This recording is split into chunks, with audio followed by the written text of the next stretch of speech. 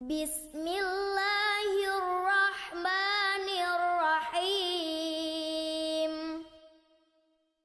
Wailul likulli humazatil lumazah alladzi jama'a malan wa 'addadah yahsabu anna malahu akhladah kalla layumbadanna fil hutamah wa ma adraka mal hutamah narullahil muqadah allati tattali'u 'alal afidah innaha 'alaihim muqsadah fi 'amadim mumaddadah. Mbok saya dikasih bintang toyo. Pak Jokowi ku ngono lho, mentang-mentang. Lah iya, padahal Pak Jokowi kalau nggak ada PDI Perjuangan juga aduh kasihan dah.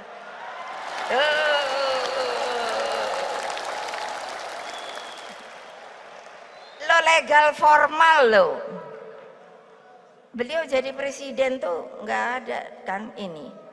Legal formal diikuti terus kan sama saya aturannya, aturan mainnya, terus Pak Ma'ruf kan Pak. Ketika Bapak memimpin di Kementerian Pertahanan, banyak orang dalam pengadaan alutsista, PT Teknologi Militer Indonesia, Indonesia Defense Security, lalu orang dalam pengelolaan food estate, lalu ada kejadian-kejadian di mana kita semua menyaksikan ketika ada pelanggaran etika dan Bapak tetap jalan terus dengan cawapres yang melanggar etika.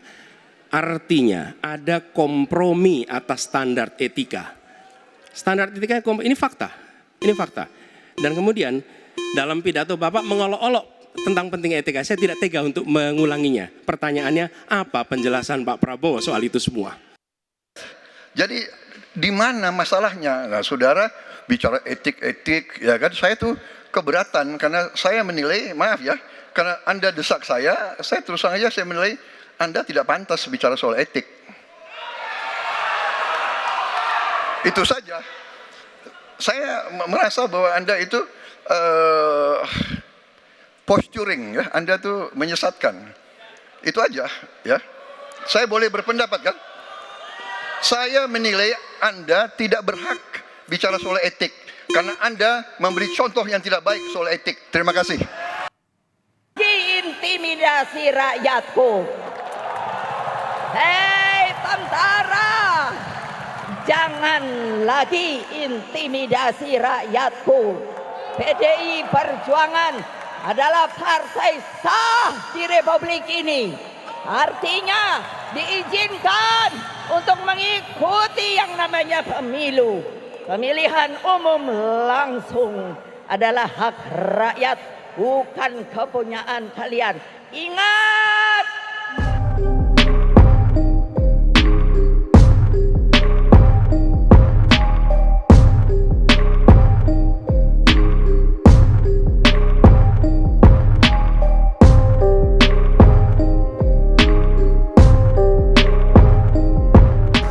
Ya, siang Pak Maruli, saya lihat dari kompas.com.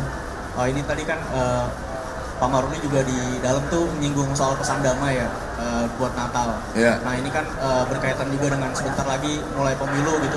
Kemarin ada pernyataan dari Ibu Mega soal jangan tentara dan polisi jangan intimidasi rakyatku gitu kan. Ya. Kemarin juga Pak Dudung menyebut bahwa pernyataan Ibu Megawati itu tendensius. Apakah dari Pak Maruli sendiri juga sependapat dengan Pak Dudung atau punya pendapat berbeda gitu? Terima kasih. Ya, kalau pendapat saya sih kalau memang tidak ada hal yang dilaporkan ya saya menganggap itu tidak ada. Ya kalau memang ada ya saya sampaikan tadi bahwa kalau menganggap bahwa pelaporan itu memerlukan waktu banyak, sampaikan saja.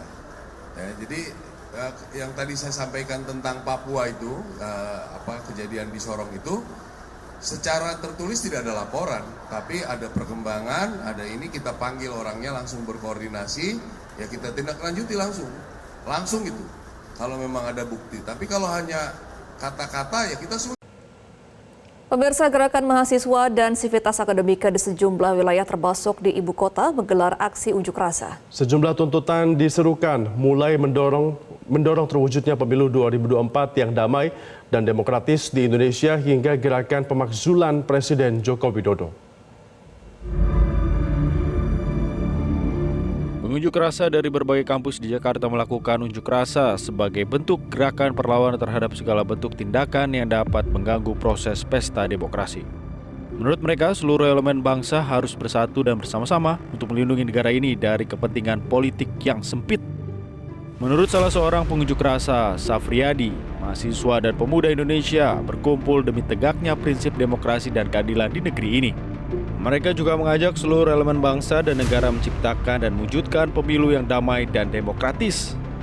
Dan kita berharap di pemilu 2024 ini agar tetap damai dan masyarakat melakukan pemilihannya. Dan kami terserah memilih yang mana. Dan kami tidak memihak kepada siapapun, hanya kami memihak kepada negara. Di Bundaran Hotel Indonesia, ratusan mahasiswa dari Pergerakan Mahasiswa Islam Indonesia atau PMII melakukan aksi unjuk rasa di depan Bundaran Indonesia. Aksi ini merupakan respon dari mahasiswa terhadap demokrasi dan jalannya proses pemilu. Para mahasiswa menilai banyak penyimpangan yang dilakukan pemerintah sebagai mendataris rakyat dalam pengelolaan negara. Lebih lanjut, mahasiswa menilai dalam proses pemilu 2024 terjadi manipulasi, praktek mengangkangi konstitusi, serta pemilu yang tidak berjalan secara jujur dan adil. Mereka juga memprotes Presiden Joko Widodo yang menyalahgunakan kekuasaannya untuk berpihak pada salah satu paslon. Gerakan aksi makzulkan Presiden Jokowi menggelar demonstrasi di depan gedung DPR RI. Melalui aksi ini, tokoh-tokoh petisi 100 dan masa gerakan aksi makzulkan Presiden Joko Widodo menuntut agar DPR segera memulai proses pemakzulan yang sudah diusulkan sejak tahun lalu. Menurut mereka, parlemen sudah mempunyai cukup bukti pelanggaran konstitusi yang dilakukan Presiden serta penyalahgunaan kekuasaan yang berdampak pada rusaknya demokrasi. Selain pemakzulan, aksi juga meminta polisi untuk menjamin keamanan masyarakat yang belakangan mendapat tekanan akibat menyuarakan pemakzulan Presiden. Peringatan di Senatalis Universitas Islam Indonesia ke-81 diwarnai dengan penyematan pita putih. Dalam sidang Senat terbuka yang dipimpin Rektor UI Profesor Fathul Wahid, seluruh Senat dan guru besar mengenakan pita putih di lengan kanan toga. Pita berwarna putih ini menandakan UII berduka karena kemerosotan demokrasi dan pemangkasan untuk kepentingan pribadi oleh segelintir elit politik, utamanya Presiden Joko Widodo. Tersebut telah perlahan meminggirkan suara rakyat dan digantikan dengan kepentingan kelompok dan oligark tertentu. Itulah mengapa hari ini anggota Senat menggunakan pita putih sebagai tanda duka. Puluhan mahasiswa dari berbagai elemen unjuk rasa di depan gedung DPRD Sumatera Utara Senin siang. Dalam aksinya, mahasiswa mendesak MPR DPR segera melakukan pemakzulan terhadap Joko Widodo karena tidak netral dalam pemilu 2024. Dalam aksinya itu, massa meminta ASN, TNI, Polri agar menjaga netralitasnya dan tidak menggunakan fasilitas negara untuk kepentingan salah satu calon presiden. Mereka juga minta capres-cawapres serta tim pemenangan yang masih di jajaran eksekutif untuk mengundurkan diri dari jabatannya. Setelah 1 jam berorasi di depan gedung DPRD Sumut, massa membakar ban bekas sebagai bentuk protes karena tidak ada seorang pun dari anggota dewan yang menerima aspirasi mereka. Tim Liputan Metro TV. Jelajahi cara Pak Rosan bilang ke saya hanya 2 tahun. Kalau Pak Prabowo bilangnya di atas panggung hanya 3 tahun. Pernyataan 2 tahun itu bukan datang dari saya. Terjadi saling tuding antara pengamat militer Koni Rahakundini dengan Ketua TKN Prabowo Gibran, Rosan Ruslani, soal Capres Prabowo Subianto hanya akan menjalin jabatan Presiden selama 2 tahun jika menang pada Pilpres 2024. Saya memahami kalau pada panik. Tapi saya mendapatkan perkuatan informasi itu. Jadi bukan cuma diomongin ke saya oleh Pak Ambasador Rosan, tapi juga pernah didengar oleh Bapak Hasto Kristianto dalam pertemuan pengusaha di Singapura. Jadi kalau habis ini mau tanya sama Pak Hasto, Sekjen PDIP silahkan. Ternyata bukan saja Pak Rosan menyatakan pernah kepada saya, even Pak Prabowo di Singapura depan para pengusaha menyatakan yang sama, yang beda tahunnya. Pak Rosan bilang ke saya hanya 2 tahun. Kalau Pak Prabowo bilangnya di atas panggung hanya 3 tahun. Mau 2 tahun, mau 3 tahun, menurut saya ini yang tidak boleh terjadi. Namun pernyataan Koni ini langsung dibantah Rosan. Pernyataan yang 2 tahun itu bukan datang dari saya, gitu. Beliau menyatakan ini gimana kok sudah 2 tahun, atau mungkin lebih cepat kalau ini pernyataan beliau ya. Kalau tiba-tiba Pak Prabowo, kalau saya ini orang intelijen, saya bilang bisa aja Pak Prabowo diracun, dia bilang itu, bisa lebih cepat. Itu gimana? Saya bilang Bu, udah hitungan itu tidak pantas. Ya udahlah itu Bu, jangan kita sih tidak ada pikiran seperti itulah, janganlah gitu. Ini pernyataan beliau gitu, bukan pernyataan saya. Rosan bahkan menyebut dalam pertemuan saat itu, Koni meminta jabatan Wakil Menteri Luar Negeri atau Wakil Menteri Pertahanan. Sebelum pulang, Bu Koni bicara ke saya. Kita bicara berdua. Intinya beliau ternyata ingin menjadi Wakil Menteri Luar Negeri, permintaan beliau, atau Wamenhan, tapi lebih pengen jadi Wakil Menteri Luar Negeri. Saya bilang, Bu, itu bukan domain saya, tapi kalau Ibu bekerja, Ibu ke Pak Prabowo, mungkin ada penilaian lain, itu prerogatif Pak Prabowo. Silakan disampaikan ke beliau. Janji atas bujukan Ekselensi Rosan kepada saya untuk bergabung di 02, itu saya ditawari. Catat ya, saya ulangi. Saya ditawari. 3 kali saya ulang ya, saya ditawari. Apakah mau menjadi Wamenhan atau Wamendo? Dan waktu itu saya langsung jawab, bos, jangan PHP. Assalamualaikum warahmatullahi ta'ala wabarakatuh. Selamat bertemu kembali para netizen yang kami hormati. Kali ini kita akan membahas apa yang terjadi saat ini di negeri kita, yang sudah kita pertontonkan tadi dari kacamata Al-Quran surat Al-Humazah. Ya, baiklah, mari kita sama-sama bedah apa yang dikatakan Al-Quran sesuai dengan ayat per ayat. Mari kita lihat, saudara. Bismillahirrahmanirrahim. Wailul likulli humazatil lumazah alladzi jama'a malan wa 'addadah yahsabu anna malahu akhladah kalla layunbadanna fil hutamah وما أدراك ما الحطمة نار الله الموقدة التي تطلع على الأفئدة إنها عليهم مؤصدة في عمد ممددة. Saudaraku, itulah tadi bunyi ayat surat Al-Humazah. Di ayat pertama Allah katakan, celakalah bagi setiap orang yang suka mengumpat dan mencela. Ingat itu ya. Celaka bagi setiap orang yang suka mengumpat dan mencela. Ini efek. Apa itu celaka? Ya. Celaka ini sejenis musibah. Ya, mendapat kesulitan, kemalangan dan kesusahan dan sebagainya. Ini akan dihadapinya. Begitu dia mengumpat, dia akan mendapatkan musibah, kecelakaan. Sedangkan mengumpat itu adalah orang yang suka mengeluarkan umpatan ketika jengkel dan kecewa. Wah, kok nggak gara-gara aku, kok nggak bisa hebat, nggak jadi bisa presiden, kok nggak gara-gara Pak. Itulah mengumpat-umpat, mengangkat-angkat apa yang dia dibuat. Nah, kemudian mencela lagi, itu meledek, mencemoohkan, mengejek, menyepelekan orang lain. Ini yang terjadi saudara-saudara kepada kita. Saudara-saudara. Ini hati-hati. Ya. Di mana orang yang suka mengumpat tadi, yang mengejek tadi, yang dapat celaka itu, dia mengumpulkan harta dan coba menghitung kekuasaan. Wah, aku dapat ini, ada jet pribadi sudah ada, aku kuat, aku hebat. Ya, dengan harta aku ini aku akan luar biasa. Aku akan berkuasa. Ya. Dia mengira hartanya itu dapat mengkekalkannya. Ini yang jadi masalah.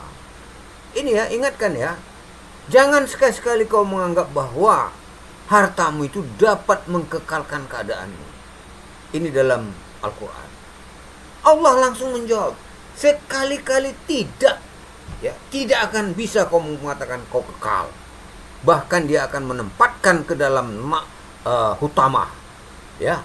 Bahkan ya, apa itu hutama? Yaitu api, azab, panas Allah yang dinyalakan, yang dihidupkan, yang ditumbuhkan, ya, kepada orang itu. Api, panas, azab, ya Allah. Dengan terlihat dia mulai marah, ya. Api tadi mulai marah dia, ya. Iblis tadi dia. Nah, ini dia. Nah, jadi habis dia membuat mengumpat tadi, ya. Dan ini api ini, panas ini sampai ke dalam hati seseorang itu. Inilah yang membuat seseorang itu bisa marah, bisa emosi, ya, bisa makin stres. Ini hati-hati, bisa jadi stres Anda nanti, bisa stroke. Ini yang membawa ke arah itu, ya. Anda tadi berpikiran dengan harta tadi bisa berkuasa, tidak. Dan panas itu tetap berada ditutup di atas kepala dari mereka, ya, artinya mengikuti terus di atas pening kepalanya, ya. Sungguh api itu ditutup rapat di atas diri mereka, berarti di bagian atas, ya, di atas kepala kita. Dan inilah yang bisa membuat orang stroke, ya, dan ini yang bisa membuat orang lumpuh, karena tadi akibat perbuatan dia mencela tadi itu, ini menimbulkan kekacauan di tengah-tengah masyarakat, ya. Nah, bagaimana tentang orang yang mendapatkan panas tadi? Allah menggambarkan juga di ayat terakhir, orang ini seperti diikat pada tiang-tiang yang panjang. Wah, kalau diikat pada tiang-tiang panjang berarti dia tidak bisa keluar dari keadaan itu. Mau ke atas dia, mau lepas nggak bisa, mau bergeser nggak bisa. Artinya dia senantiasa terus mengalami tekanan-tekanan itu, ya. Inilah yang dapat kita lihat, saudara-saudara sekalian, yang terjadi pada hari ini di negeri kita. Jadi melalui kajian yang singkat ini, kita berharap sadarlah kamu, wahai kawan-kawan, ya. Kalau memang kau mau menjadi pemimpin, jadilah pemimpin, tapi jangan seperti yang digambarkan dalam surat Al-Humazah ini. Yakinlah, Anda akan rugi, Anda akan stres, Anda akan tegang, Anda akan menyesal. Demikianlah, assalamualaikum warahmatullahi taala wabarakatuh. Jangan lupa like, subscribe, dan komen serta share demi kemajuan daripada channel kita.